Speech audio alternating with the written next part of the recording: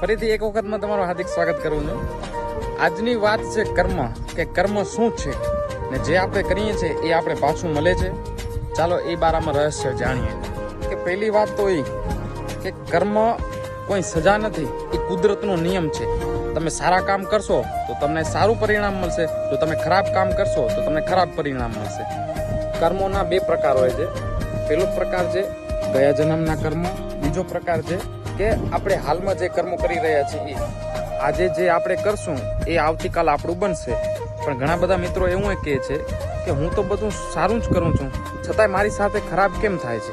કર્મનું તરત જ પરિણામ નથી મળતું, તેમાં થોડુંક ટાઈમ લાગે છે. પણ હા, ચોક્કસ એનું પરિણામ મળે છે. જેમ બીજ વાવીએ છીએ એમ તરત જ આપણે વૃક્ષ નથી મળતું, પણ હા, સમય જતાં એ વૃક્ષ આપણે જરૂર ફળ આપે છે. એક નાના ઉદાહરણ તરીકે આપણે જોઈએ ને તો કંઈક એવું છે, જો તમે કોઈની મદદ કરો છો, કદાચ એ વ્યક્તિ તમને મદદ ન કરે પણ જીવન કોઈના કોઈ રીતે તમને પાછી મદદ આપે જ છે. ને આ જ કર્મનું ચક્ર છે. કારણ કે કર્મ ક્યારે ભૂલાતો નથી.